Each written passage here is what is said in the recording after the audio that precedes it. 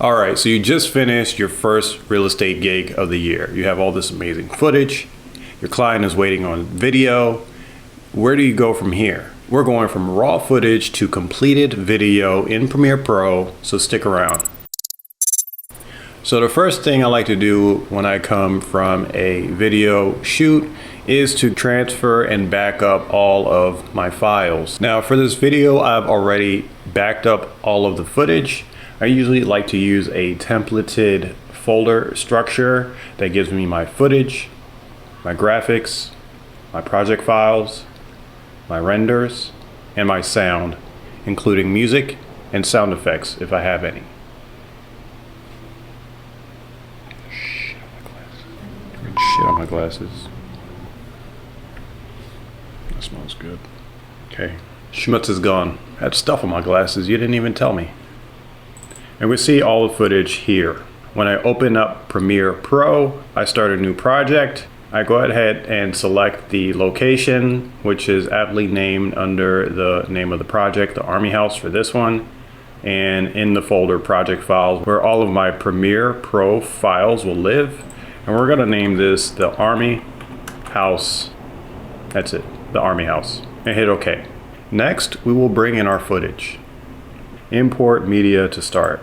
I go ahead and double click that, come down to my studio folder, navigate into my footage, Control Alt, hit open, and it's gonna bring everything in. Now these are XML files, we're gonna skip that. The goal of this project, as I spoke with the client, is that he wanted something that was beautiful, that represented his brand, that helped potential leads understand what the property looked like without giving too much away.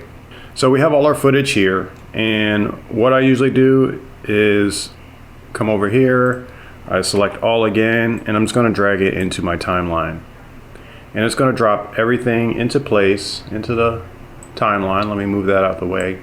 Into the timeline, and you can see everything here. Let's scrub through, you can see all the footage that I shot for this property. And it's about 23 minutes of footage. Now you're like, wow, how do I get from all this footage into a 1 to 2 minute video?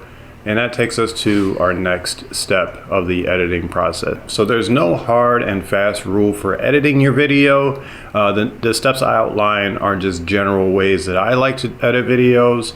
Depending on the type of project, the steps might be a little bit different. These are some of the steps that I like to take when putting together a real estate video. So the first thing I like to do is call my footage, and this is just taking out the best clips and putting the bad clips back on the shelf. So let's go ahead and call our footage now.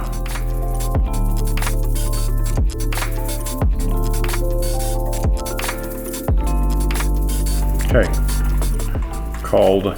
All this down here is no bueno for us. Move that out the way. Now when we scrub through, we got all our best clips. And that, my friends, is culling. So after I've culled the footage, I then like to go and find a soundtrack. I usually use artlist.io or epidemicsound.com. I'll drop those links below. They have a robust selection of soundtracks and sound effects, and if you can't find anything there, I don't think you'll find anything anywhere. They have new soundtracks coming out almost daily or weekly. I don't know. Every time I'm on there, there's new stuff. So yeah, those are the two services that I use. Of course, there are plenty of other options out there.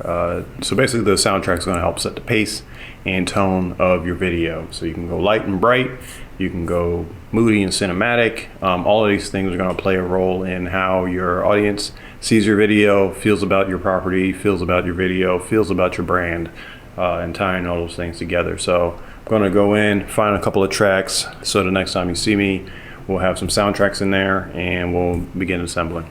All right, so I have selected the soundtrack and have edited the footage to that soundtrack, and now I am ready to do some sound design and some coloring.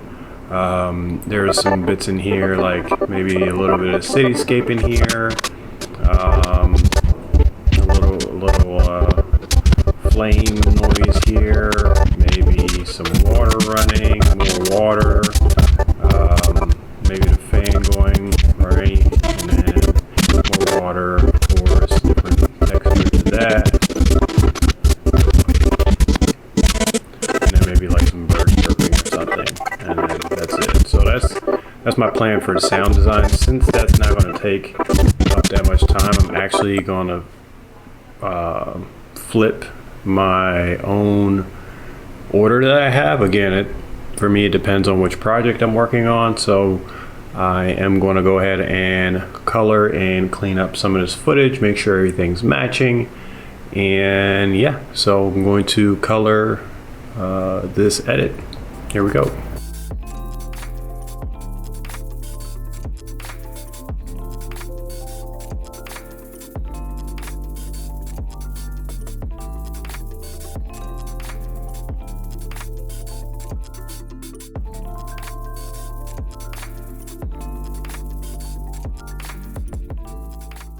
So here you can really tell how important coloring is, because that's what it looked like before. And this just brightens it up, cleans it up, just feels crisp and clean and modern. I'm going to do some sound design, but not much, just some running water, some flames. So I'm going to add the flame here.